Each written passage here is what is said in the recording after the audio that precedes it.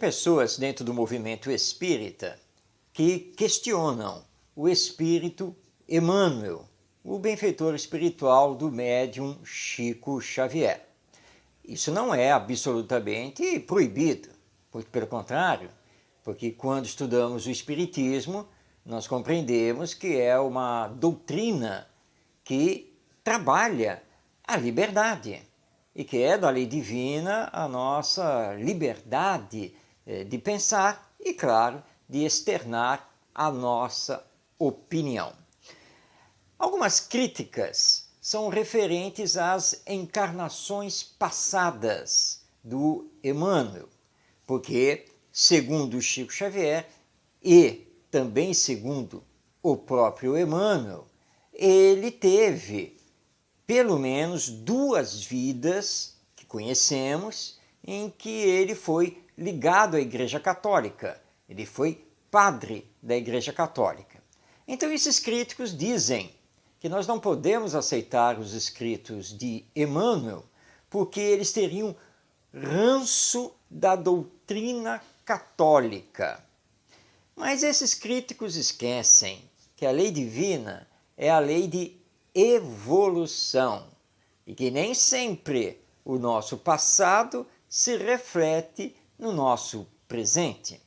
De uma encarnação para outra, no período em que ficamos no mundo espiritual, podemos nos modificar muito as nossas ideias, os nossos valores, e há um planejamento reencarnatório onde vamos assumir uma nova personalidade, uma nova condição, uma nova missão.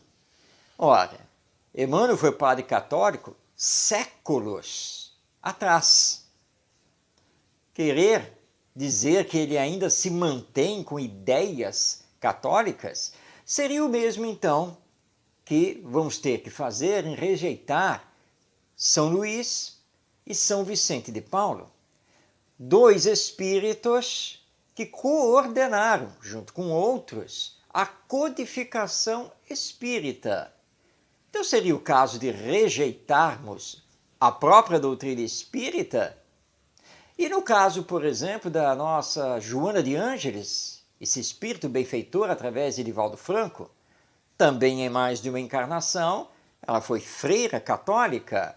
Teríamos que descartar, então, Joana de Ângeles? Mas ficaríamos com o quê? Com nada, já que a própria doutrina teria que ser descartada.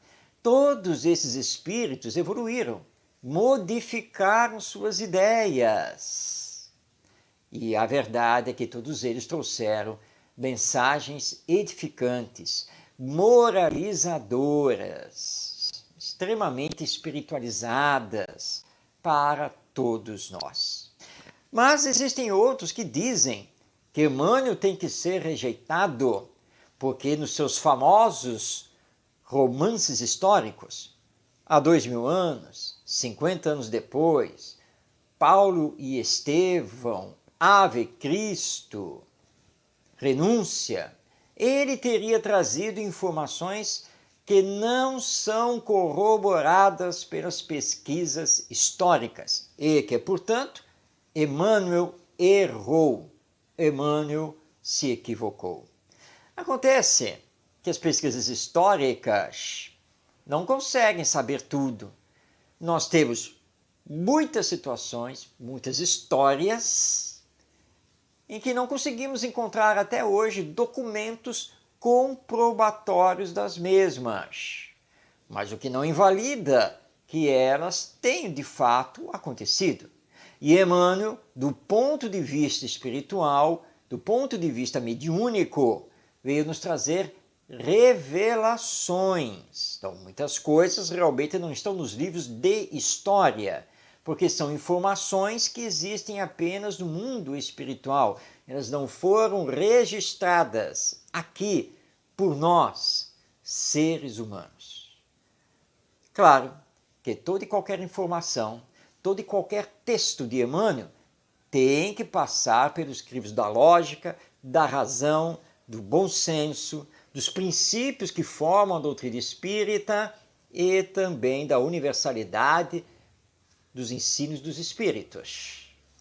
E lembrando que o próprio Emmanuel disse a Chico Xavier, se você ficar com dúvida sobre qualquer coisa que eu falar e que eu escrever, me esqueça e fique sempre com Kardec. Então não vemos onde se encontram os erros de Emmanuel, os seus equívocos, e continuamos a ver nele um dos maiores estudiosos do Evangelho de todos os tempos.